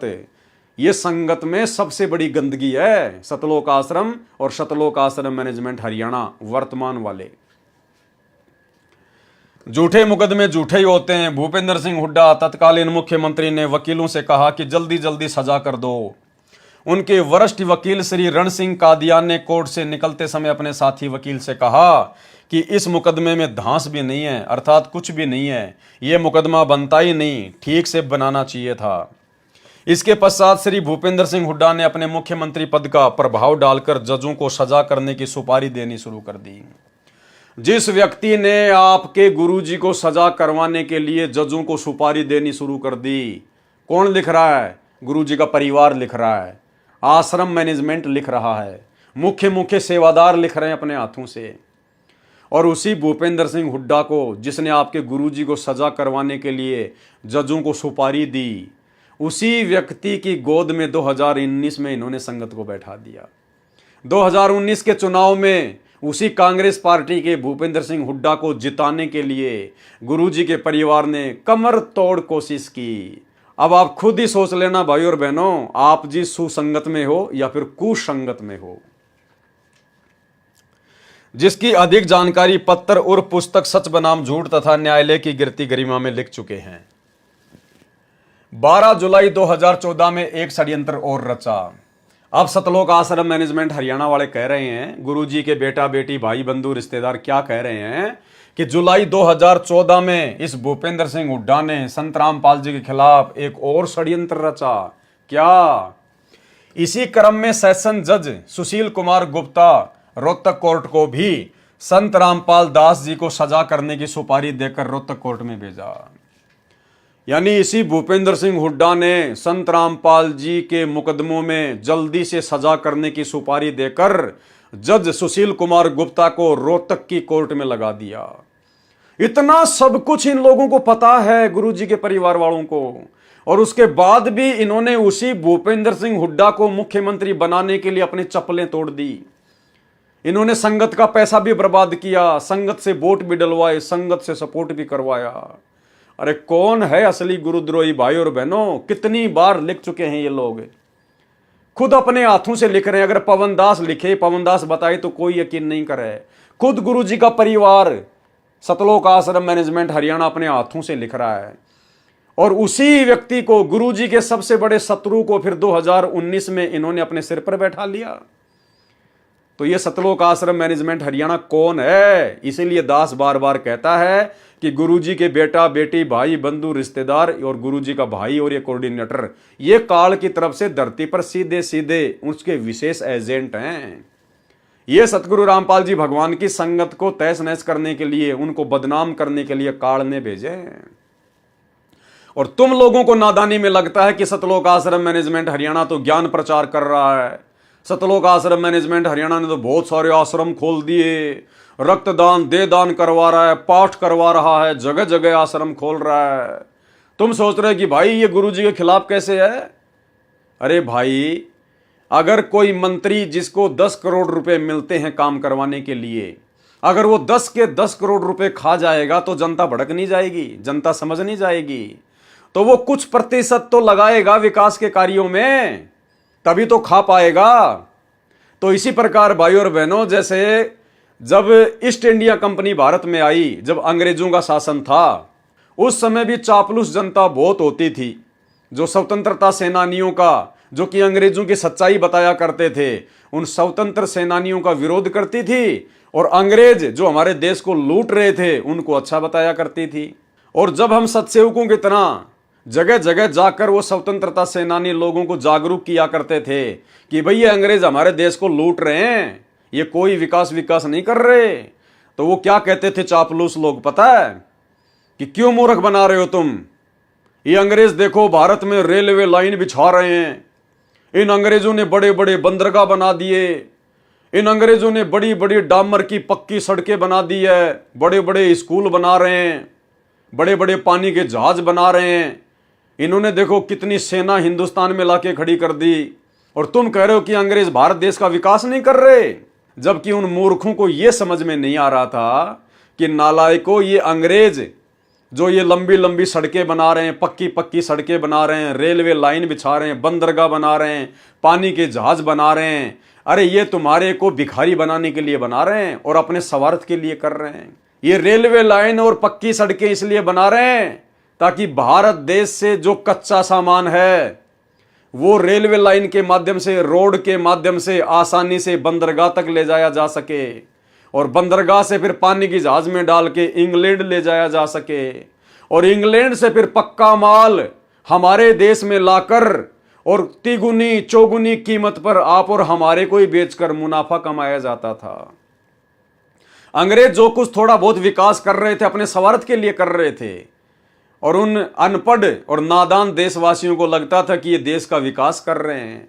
तो भाई इसी प्रकार ये जो सतलोक आश्रम मैनेजमेंट हरियाणा जो जगह जगह जो ये आश्रम खोल रहा है ना, ये अपने स्वार्थ के लिए खोल रहा है। और ये आश्रम, ये करोड़ों रुपए के आश्रम, ये अपने बाप दादाओं की जमीन बेच के या अपनी औरतों के गहने बेच के नहीं बनवा रहे। अरे तुम ही लोगों के खून पसीने की कमाई चूस चूस के बना रहे हैं। तुम लोग इनको फ्री के मजदूर मिले हुए हो, इनका क्या लग रहा है? कुछ नहीं लग रहा, इनके तो 5 उंगली घी में है। मूर्ख बन रहा तो कौन बन रहा है? तुम बन रहे हो। मर्यादा टूट रही है तो किसकी टूट रही है? तुम लोगों की टूट रही है। तो नादानो, ये तुम्हारे को लूट रहा है काल प्रेरणा से, तुम्हारी मर्यादाएं खंडित करवाई जा रही हैं, तुम्हारा ही जूता और तुम्हारे सिर पे मारा जा रहा है, तुम्हारे पैसे से ये राजनीति कर रहे हैं और तुम्ही से राजनीति करवाकर, राजनेताओं का सपोर्ट करवाकर तुम्हारी मर्यादा तुड़वाई जा रही है। तुम्हारे पैसों से 50-50 लाख रुपए के बैडमिंटन के स्टेडियम बनवाए जा रहे हैं धनाना गांव में। अरे तुम्ही भक्तों के पैसों से, इन कुपात्रों ने तुमसे पैसा लिया, तुमने इन कुपात्रों को दान दिया, और तुम्हारे दान का दुरुपयोग अभी ये स्टेडियम बनाने में कर रहे हैं, हॉस्पिटल बनाने में कर रहे हैं, गांव वालों के लिए बसें बनाने में, गुंडों की सीबीआई जांच में, हरियाणा के जाट आरक्षण में। तुम्हारा ही पैसा, तुम्हारा ही जूता तुम्हारे सिर पे मारा जा रहा है, और फिर भी तुम्हें लगता है कि ये गुरुजी के मिशन को आगे बढ़ा रहा है। इन्होंने तो गुरुजी के मिशन की अपनी तरफ से तो ऐसी तैसी करके रख दी है। ये ज्ञान गंगा पुस्तक बांटना और बंटवाना, 2-4 टीवी चैनल पे सत्संग चला देना, केवल यही गुरुजी के मिशन को आगे बढ़ाना नहीं है। अरे परमात्मा भगत बनाने आए हैं, मजदूर तो बहुत है परमात्मा के पास में। भगवान को मजदूरों की जरूरत नहीं है, भक्तों की जरूरत है। तो भाई और बहनों, अगर आप इनकी कुसंगति से निकल सकते हो तो निकल जाओ। जब तक गुरुजी नहीं आते हैं तब तक ज्ञान को आधार बनाओ, साथ संगति से जुड़ के अपने गुरु को भगवान बनाओ और घर को आश्रम बनाओ। अन्यथा ऐसे जाओगे इस धरती से जैसे गधे के सिर से सींग जाते हैं। तो इसी क्रम में सेशन जज सुशील कुमार गुप्ता रोहतक कोर्ट को भी संत रामपाल दास जी को सजा कराने की सुपारी देकर रोहतक कोर्ट में भेजा। यानी तुम्हारे गुरुजी के दुश्मन को इसने 2019 में वोट डलवाए, जिसने संत रामपाल जी के मुकदमों में सजा करवाने के लिए रोहतक कोर्ट में स्पेशल जज नियुक्त किया। कुछ विशेष श्री सुशील कुमार गुप्ता जी हिसार शहर में कंज्यूमर कोर्ट में जज लगे थे। सूत्रों का कहना है, यानी इनके पास में कोई सबूत नहीं है, सतलोक आश्रम मैनेजमेंट हरियाणा के पास में इस बात का सबूत नहीं है, इसलिए इन्होंने ये कहा सूत्रों का कहना है, यानी हवाई बात है। सूत्रों का कहना है कि श्री भूपेंद्र सिंह हुड्डा ने पहली शर्त रखी थी कि मेरा एक कार्य है, संत रामपाल जी महाराज का एक मुकदमा नंबर 198/2006 रोहतक कोर्ट में चल रहा है, उसमें 6 महीने के अंदर अंदर सजा होनी चाहिए। किसने कहा? भूपेंद्र सिंह हुड्डा ने। इसी शर्त पर सेशन जज सुशील कुमार गुप्ता ने सेशन जज लगते ही जुल्म ढाने शुरू किए, जिसकी संपूर्ण जानकारी कृपया पढ़ें पेज नंबर 25 से 39 पर। श्री भूपेंद्र सिंह हुड्डा ने हाईकोर्ट के भ्रष्ट जजों को अपना सहयोगी बना ही रखा था। सेशन जज सुशील कुमार गुप्ता ने संत रामपाल दास जी महाराज की कोर्ट में निजी तौर पर उपस्थिति होने से दिनांक 12/2/2014 को स्थायी हाजिरी माफी कर दी। इसने कोर्ट में ओपनली कहा था कि इस मुकदमा नंबर 198/2006 का निपटारा जल्दी करना है, इसलिए बार बार हाजिरी माफी की कोई आवश्यकता नहीं है। हमारे महाराज जी से एफिडेविट लेकर स्थायी हाजिरी माफी कर दी तथा छोटी छोटी तारीख लगाकर अपना वायदा पूरा करना चाहा। इस मुकदमे में 38 मुलजिम बना रखे हैं। भगत विजय दास, अब ध्यान से सुनना भाई और बहनों, भगत विजय दास मानसिक परेशानी के कारण कोर्ट में उपस्थित नहीं हो सका, जिस कारण से गवाहियां नहीं हो सकी। ये कौन है भगत विजय दास? ये वही व्यक्ति है जिसने क्रोथा कांड का रहस्य नामक पुस्तक लिखी थी। अब देखो भाई और बहनों, ये बड़े बड़े भगत आज मेंटल होके घूम रहे हैं। ये बड़े बड़े भगत आज मेंटल होके घूम रहे हैं। क्यों? क्योंकि इन्होंने मनमाना आचरण किया। क्रोथा कांड में भी मनमाना आचरण किया, गुरुजी की एक नहीं मानी, और बरवाला कांड भी मनमाना आचरण किया, गुरुजी की एक सलाह नहीं मानी। अंत में क्या नतीजा निकला? वो बसंत सैनी भी पागल, वर्तमान में रोहतक में उसका इलाज चल रहा है, मेंटल घोषित है, जो आप लोगों को सार शब्द देता है, सार नाम देता है इन आश्रमों में। और ये क्रोथा कांड का रहस्य नामक पुस्तक का लेखक भगत विजय दास, ये भी मानसिक परेशानी के कारण कोर्ट में उपस्थित नहीं हो सका। अरे संत रामपाल जी के भगत को काहे की मानसिक परेशानी? संत रामपाल जी का भगत तो उनसे उपदेश लेने के बाद में मानसिक परेशानी से बाहर निकलता है। और जिन बड़े बड़े भक्तों को बड़ा बड़ा भगत मान के ये नादान संगत उनकी कुसंगति करने जाती है उन आश्रमों में, अरे वो तो खुद मानसिक परेशानियों का शिकार है। अरे ये तो पागल बन के घूम रहे हैं, मेंटल हॉस्पिटल में इन लोगों का इलाज चल रहा है। तुम किन लोगों के पास जा रहे हो? किन पागलों के पास जा रहे हो तुम? ये खुद बड़े बड़े भगत अपने हाथों से लिख रहे हैं अपनी आप बीती। तो भैया घर बैठ के भक्ति कर लो, अगर भगवान चाहिए तो। नौटंकी करनी है तो बात अलग है। भगत विजय दास मानसिक परेशानी के कारण कोर्ट में उपस्थित नहीं हो सका, यानी वो घर से भाग गया, पागल हो गया। लोग उसको ढूंढ रहे थे लेकिन वो मिल नहीं रहा था, जिस कारण से वो कोर्ट में नहीं जा पाया, जिस कारण से गवाहियां नहीं हो सकी। जज महोदय तो अपनी सुपारी पूरी करने के लिए कटिबद्ध थे, इसलिए विजय के 2 जमानतियों पर 1-1 लाख रुपए का जुर्माना कर दिया तथा संत रामपाल जी महाराज की स्थायी हाजिरी माफी कैंसिल करके सर्वे भक्तों को जो इस झूठे मुकदमे में मुलजिम बना रखे हैं तथा संत रामपाल दास जी महाराज को जेल में डालने तथा शीघ्र अतिशीघ्र गवाही कराकर 1-2 महीने में अर्थात अक्टूबर से पहले विधानसभा चुनाव से पहले सजा करके सुपारी पूरी करनी चाहिए। उसी समय 5/6/2014 को हाईकोर्ट का भ्रष्ट जज सतीश कुमार मित्तल रोहतक कोर्ट में चेकिंग के बहाने अपना भ्रष्टाचार का हिस्सा लेने गया हुआ था। अब भाइयों बहनों बताओ, इस बात का इन लोगों को क्या पता? कि वो दूसरा जज चेकिंग करने के बहाने दूसरे जज से रिश्वत लेने गया था, अपना हिस्सा लेने गया था। ये इस प्रकार की बेहुदी बातें जिनका कोई सबूत नहीं, कोई प्रमाण नहीं, इस प्रकार की बातें इस भ्रष्ट जज कुमारक नामक पुस्तक में लिख लिख कर इन्होंने जजों को खूब भड़काया है। सभी जजों को भड़काया इन्होंने, अच्छे से भड़काया, और भी भयंकर भयंकर कुशब्द उन जजों के लिए इन्होंने प्रयोग किए, जो आगे आप जी पढ़ेंगे। और इसी भ्रष्ट जज कुमारक पुस्तक के कारण इन जजों ने सख्ताई करी 2014 में कि संत रामपाल जी चाहे जमीन के बंकर में क्यों ना छुपा हो, पकड़ के लेके आओ। वे जज इतनी ज्यादा ईर्ष्या करने लग गए संत रामपाल जी से, सतलोक आश्रम मैनेजमेंट हरियाणा की मनमानियों के कारण, इन लोगों के मनमाने आचरण के कारण। रोहतक कोर्ट में चेकिंग के बहाने अपना भ्रष्टाचार का हिस्सा लेने गया हुआ था। 6/6/2014 को स्थायी हाजिरी माफी कैंसिल कर दी तथा 14/7/2014 को जेल भेजने का षड्यंत्र रचा, परंतु परमात्मा जिसका रक्षक है उसका कौन क्या बिगाड़ सकता है। अरे फिर तुम क्यों परेशान हो रहे हो? अगर संत रामपाल जी का कोई परमात्मा रक्षक है, क्योंकि ये संत रामपाल जी के बारे में कह रहे हैं कि परमात्मा जिसका रक्षक है उनको उसका कौन क्या बिगाड़ सकता है। अरे भैया, जब संत रामपाल जी का रक्षक परमात्मा है तो तुम्हारे पेट में दर्द क्यों हो रहा है? फिर तुम क्यों इतनी भागादौड़ी कर रहे हो? तुम क्यों इतनी टेंशन ले रहे हो? फिर तुम क्यों जजों को भड़का रहे हो? ये अनाप शनाप पुस्तकें लिख रहे हो।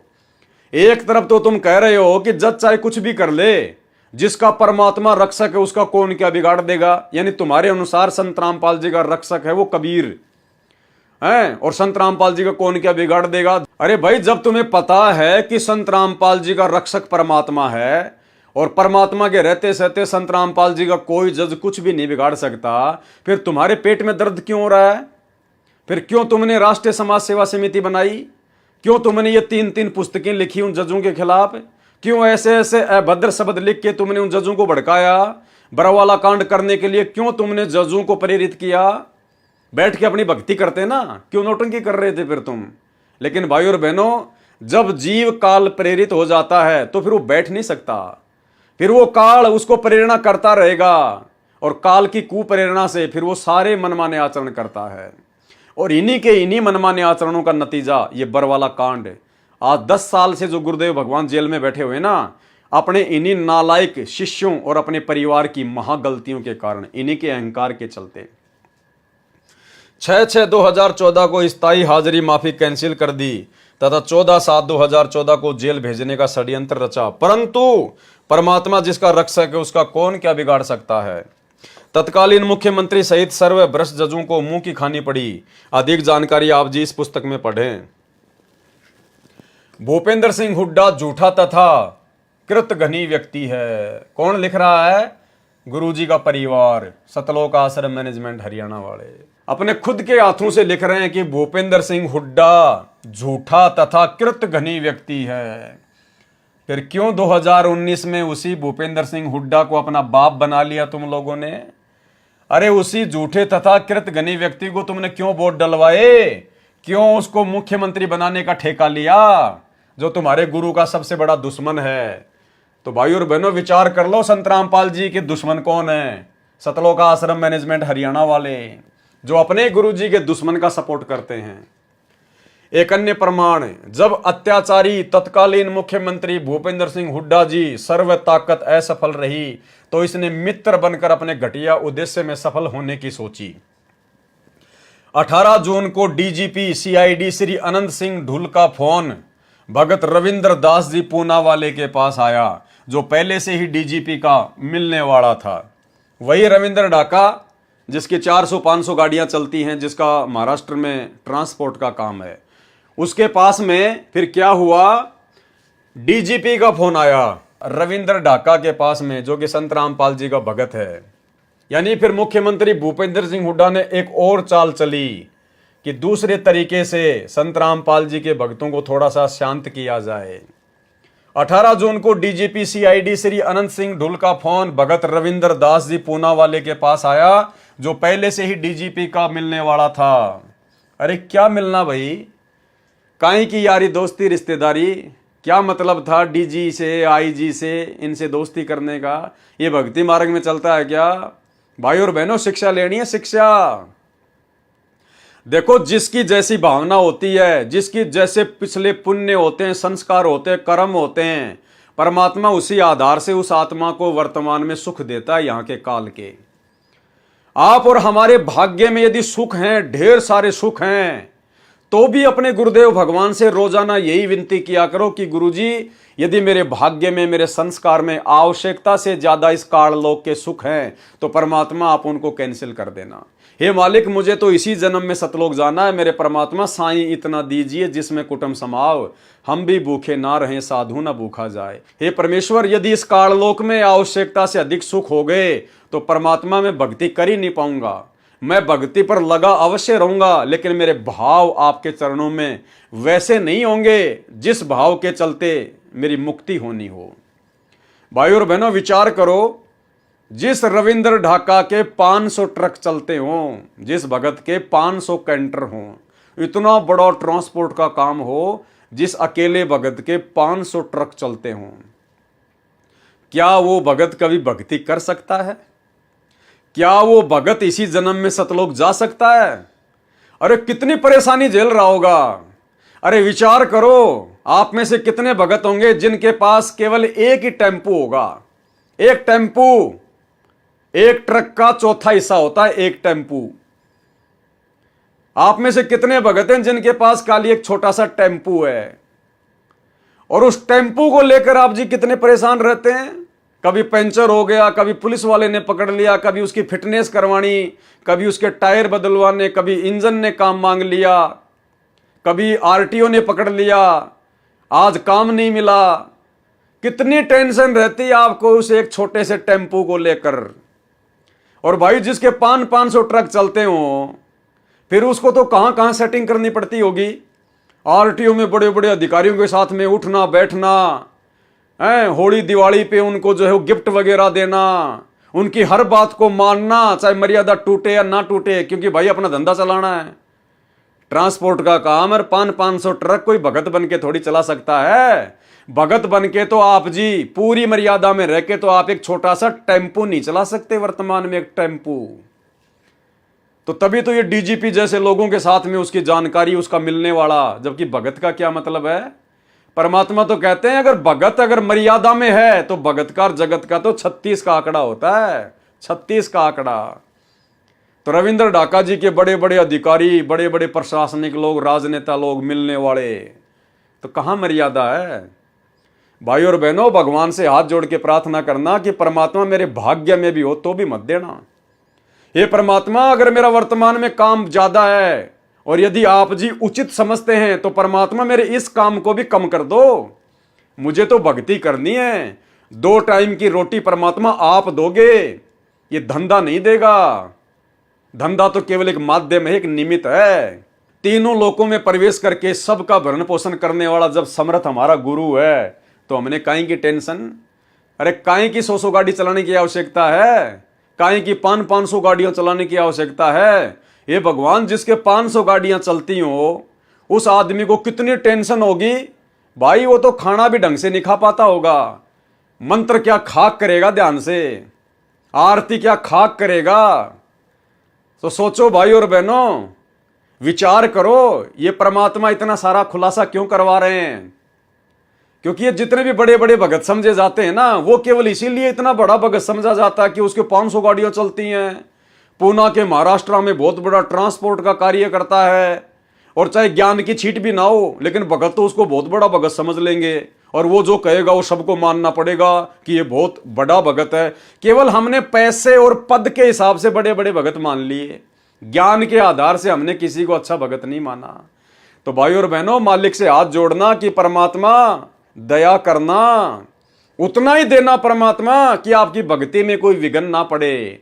हे मालिक, मुझे जगत वालों से, कोई अधिकारी से, कोई प्रशासन वालों से किसी प्रकार का कोई संपर्क ना करना पड़े। परमात्मा, मेरा तो जिंदगी में उनसे कभी कोई काम भी ना पड़े मेरे मालिक।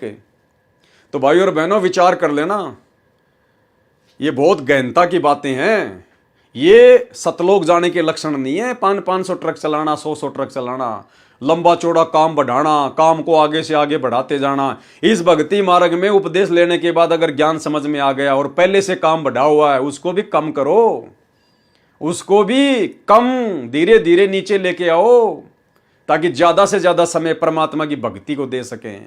तो भाई और बहनों, हमने तो असली सुख सतलोक में प्राप्त करना है, और जब तक इस काल लोक के नकली सुखों को ठोकर नहीं मारेंगे, वो सतलोक का सुख कभी जिंदगी में नहीं मिलेगा।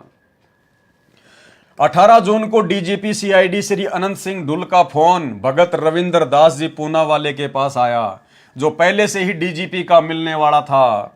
ढुल ने कहा कि मेरी मुख्यमंत्री जी से बात हुई है, वे कहते हैं कि हम आपके गुरुदेव जी पर बने सर्वे मुकदमे समाप्त करना चाहते हैं। भगत रविंद्र दास जी को भी इस झूठे मुकदमे में मुलजिम बना रखा है। भगत रविंद्र दास ने मुख्य भगतों के साथ सभा में सर्वे बात बताई। उसमें निष्कर्ष निकला कि यह एक नया षड्यंत्र रचा जा रहा है। शिक्षा लेनी है भाई और बहनों, शिक्षा। हमें कोई मतलब नहीं है इन सब बातों से, लेकिन हमने शिक्षा लेनी है कि हमारे जो पुराने गुरु भगत भाई बहन हैं, वो कितना अपने गुरु जी को समझ पाए, वो कितना भक्ति कर रहे थे, वो कितना मर्यादा में थे, वो काल के हत्थे चढ़े हुए थे या सतगुरु रामपाल जी के भगत बनकर भक्ति कर रहे थे। मनमानी, सतगुरु के रहते सहते मनमानी, ये प्रमाण है। भगत रविंद्र दास ने मुख्य भगतों के साथ सभा में सर्वे बात बताई। उसमें निष्कर्ष निकला कि यह नया षड्यंत्र रचा जा रहा है। गुरुजी से कोई बात नहीं, गुरुजी से कोई विचार विमर्श नहीं। रविंद्र ढाका ने मुख्य भगतों के साथ में मिलकर मीटिंग बुलाई और खुद भगतों ने मिलकर बैठकर ही निष्कर्ष निकाल लिया कि भाई ये नया षड्यंत्र रचा जा रहा है, हमने कोई बात नहीं करनी है भूपेंद्र सिंह हुड्डा से। कोई गुरुजी का जिक्र नहीं, कोई गुरुजी से बातचीत नहीं, कोई गुरुजी से विचार विमर्श नहीं। क्योंकि जब सतलोक आश्रम वालों ने 2010 में राष्ट्रीय समाज सेवा समिति बनाई थी, तो दास ने आपको उसका पॉइंट नंबर 12 पढ़ा दिया, दिखा दिया उन्हीं के हाथों से लिखे हुए उनके संविधान में कि हम राष्ट्रीय समाज सेवा समिति वाले संत रामपाल जी से किसी भी कार्य में कोई दिशा निर्देश नहीं लेंगे। स्पष्ट हो गया। और फिर खुद इनके हाथों से लिखा हुआ आप जी पढ़ लो, दोनों बातें मेल कर गई। इन्होंने अपने संविधान में भी लिखा हुआ है और यहां वैसा ही आचरण ये लोग करते आ रहे हैं। कितनी मनमानियां दास ने आपको इनकी गिना दी, इन्हीं के हाथों से लिखी हुई पुस्तक भ्रष्ट जज कुमारक के अंदर। तो ये होता गुरु को मानुष मानना, गुरु जी को अपने जैसा जीव मानना, गुरु जी की बातों को महत्व ना देना, और इसी का नतीजा आगे चल के निकला बरवाला कांड।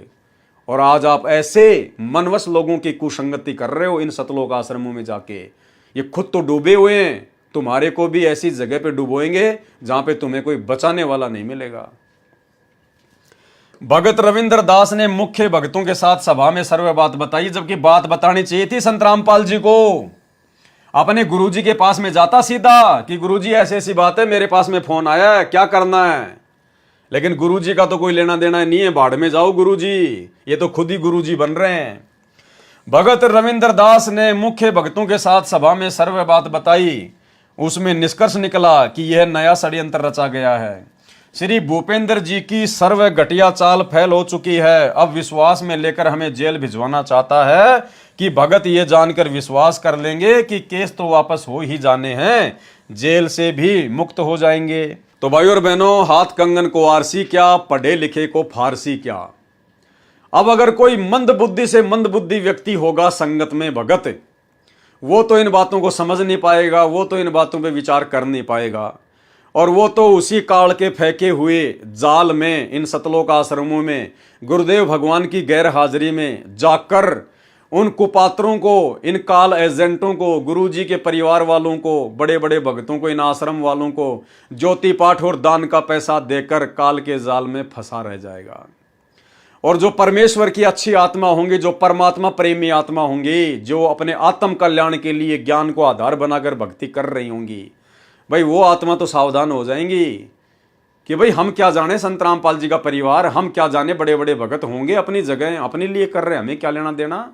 हमने ज्ञान सुना संत रामपाल जी का अपने आत्म कल्याण के लिए, नाम लिया संत रामपाल जी का अपने आत्म कल्याण के लिए, मर्यादा दे रखी संत रामपाल जी ने जो हमें निभानी है, और पेट भरना हमने अपनी मेहनत करके। फिर गुरु जी के परिवार की चापलूसी क्यों करें, और दान धर्म दिया जाता अपने गुरुजी को, क्योंकि सुपात्र को दान दिया जाता है। सुपात्र धरती पर केवल सतगुरु रामपाल जी हैं। वर्तमान में गुरुजी जेल में बैठे हैं, उनको 2 टाइम का खाना, 2 जोड़ी कपड़े हरियाणा प्रशासन दे रहा है। हमारा अरबों खरबों का ये दान कहां जा रहा है? इन कुपात्रों के हाथ में, गुरुदेव के परिवार वालों के हाथ में, इन बड़े बड़े समझे जाने वाले मंदबुद्धि भक्तों के हाथ में, जो तुम्हारे दान का तुम्हारी आंखों के सामने उल्टे कर्म करके सरेआम दुरुपयोग कर रहे हैं। तो भाई समझदार भगत तो अपनी भक्ति बचा लेगा और आने वाले महाविनाश के समय में अपनी दुर्गति करवाने से बच जाएगा। अन्यथा भैया दुर्गति तो आंखों के सामने खड़ी है, दरवाजे पर खड़ी है, बच नहीं पाओगे। ये परमात्मा जबरदस्ती किसी का हाथ नहीं पकड़ेगा, काल के साथ इसका एग्रीमेंट है। अगर मर्यादा तोड़कर भक्ति पर लगे हुए भक्तों को भी अगर ये बचाएगा तो भाई फिर आने वाले समय में मर्यादा कौन निभाएगा? फिर कौन भक्ति को महत्व देगा कि यार भक्ति करो ना करो, चाहे कैसे भी कर लो, मर्यादा में रहो ना रहो, गुरुजी तो सबको बचा लेते हैं। फिर कौन मर्यादा निभाएगा मेरे भाई? भक्तों विचार कर लेना, अगर बचोगे तो तुम्हारी यदि बैटरी चार्ज है थोड़ी बहुत, यदि तुम्हारे पास में भक्ति है तो तुम्हारी भक्ति से बचोगे। बाकी वर्तमान में 90% संगत ना मर्यादा में है, ना किसी का नाम सही है।